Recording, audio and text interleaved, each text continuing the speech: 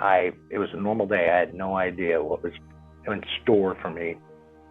So I went home. My friend came by and he was like, check out the car. I'm like, he wanted to go out and let's go to the casino. I'm like, okay, so we go to the casino, we're partying, and I've been on a good one for a while. Anyways, we go to the casino, we hit 2 jackpots, and my buddy, I remember he told me that he was like, you're the luckiest dude in the world. And I was like, I know, man. It was just a good time in my life. I was thinking, out of nowhere, I feel like someone hit me right in the chest with a sword, and I'm like, bam, and I'm like, oh shit, and it doubled me over. The person I'm with thought I was playing around, and they're trying to, like, quit playing around. I'm like, I'm serious, man, something's wrong, and it was crippling me over. I'm like, oh shit. And it was weird. It felt like someone hit me right in the chest with a sword and started pulling down, right? So I'm like, I threw her off me. I'm like, I gotta get to the hospital, and I take off running down this hall, and I'm like looking for my friend, and he was moving my car at the time, but I caught him, and I'm like, Nick, you gotta get me to the hospital, and he's all like, what's going on? And I'm like, something's wrong. And the front desk of the hotel, they're like, is something wrong? We're gonna call 911, and they're all trying to hold me down, say they're gonna call 911 and stuff, and I'm like, F 911, get me to the goddamn hospital, dude. And I threw and I grabbed him by his shirt. I pulled him. I said, "Give me the hospital," And he was like, "Okay." And so we jump in the car, we haul ass, and all I remember is driving extremely fast and running lights because I was screaming, "I'm fucking dying," So we get to the hospital and we pull right up to the ER. And I remember the car, we power slide because he's like, we were hauling ass. And I went to get out and my legs didn't work anymore. After I could talk again, because after I came out of the coma, I had about 2 weeks that I had this trach, so I couldn't talk to nobody. All the memories came flooded back to me, I knew that I was crossing over. I was leaving my body. I could feel my energy leaving my body. I can't explain it. It's a weird feeling. I was crossing over into like dimensions. Another, like, I can't even put this into words because it's so hard. All of a sudden, everything went black on me, and I'm like, I'm dead. And I remember thinking, where the hell am I? Am I alive or dead? I thought I'm dead. And everything was black, and it was so freaking cold. Everything was so cold, and I don't know why I said I see Satan. I don't remember seeing Satan at all. I don't. But I knew that I was not in a good place. I was in a dark void. Oh, and here's something really important too.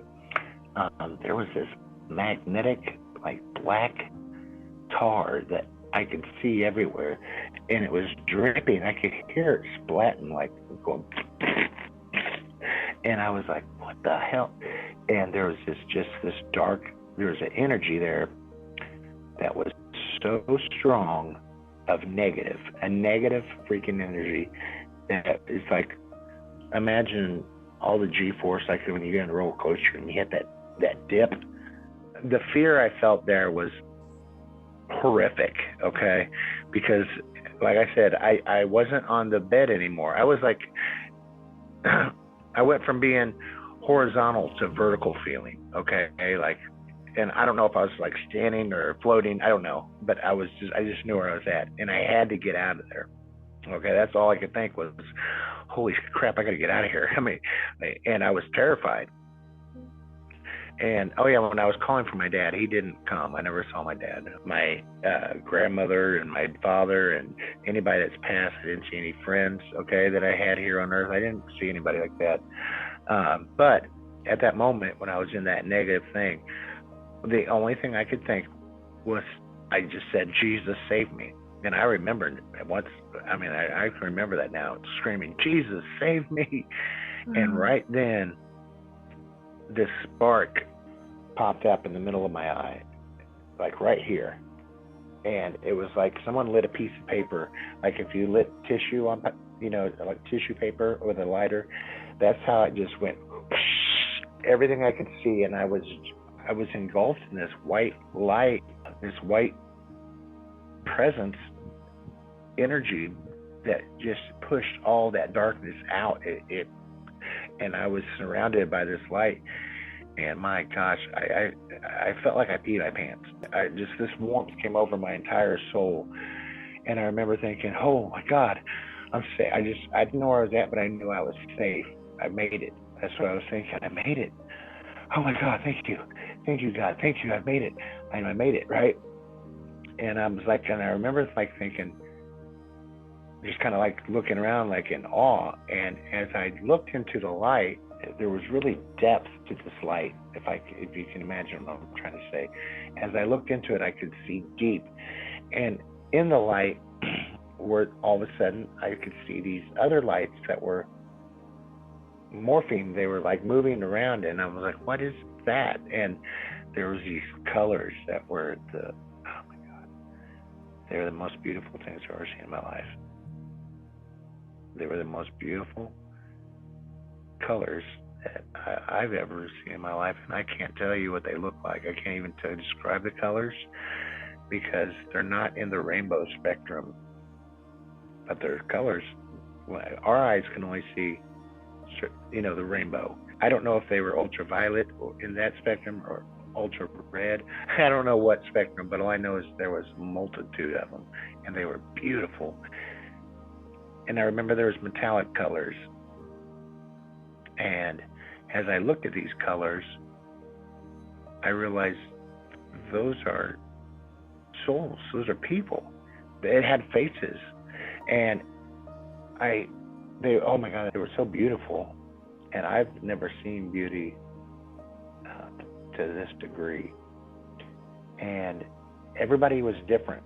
Every color was a different person, and some people had there was multiple colors in them, but they were so beautiful, and they had faces, and I didn't recognize anybody. I knew every person there, and I was just like, oh my God, my people, I'm here. And they were like glad to see me too. I was like, but there was no words being exchanged. There was no words, but I knew exactly. And think about this too. If in the afterlife, in heaven, if it gets rid of wickedness, well, what is one of the most wicked things? Our tongue is full of deceit. You can lie, you can cheat, you can be something, but in this realm, there was no communication like that. So you could only be authentic. That was it. Every being there had its own beauty there. And right then, that's when I realized that it was the beauty that God, our Creator, intended us to have. That the world, the world lies to you and tells us that we dilute, that we neglect, and we don't realize, because we are in this three-dimensional physical world, and we think our outer looks, and we don't even allow people to grow old gracefully. People are like, oh, they're just old, whatever. Let me tell you, we all go through it. No one's going to get around it.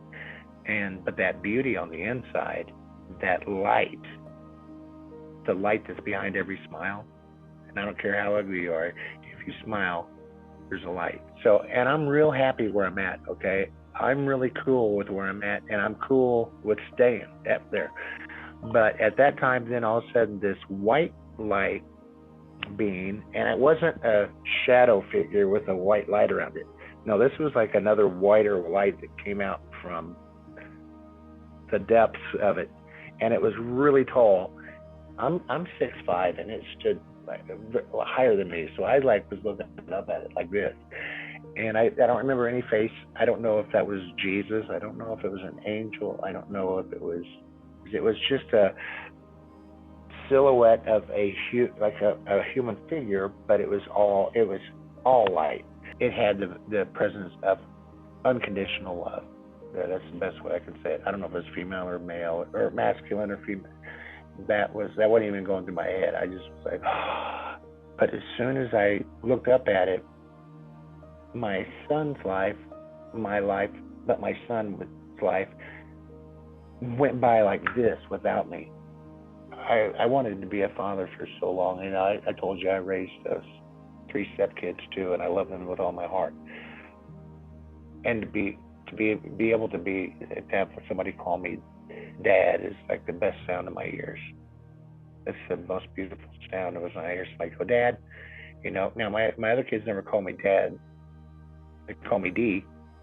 First, I was their stepdad, and they love me, but just that sound. So, anyways, when I looked up to him, it was like his life, mine with that, or mine. It wouldn't have been mine, but I guess I just saw that go past me like this so quick, and I remember it like sent me back in reality, and I was like, "Don't take me yet. No, please don't. Not yet. I don't. Not yet." And I woke up, and boom, I was there. Here's one thing I think about when I think about God. God timing, okay? God's impeccable timing. Father time, God. When I went to the hospital, and every doctor would come in and be like, you do know you're a miracle, right? Like, just for me to be able to get from the hotel to there, if I would have called and let them call an ambulance, I'd be dead. That doctor just happened to be there that day, and he just scrubbed out, like I told you. He was getting ready to go home, and I showed up, and he scrubbed back in and did an 11-hour surgery. After I came out of the coma, and like the chief surgeon would come in there, and they're like, everybody, the nurses, the ICU, they took care of me.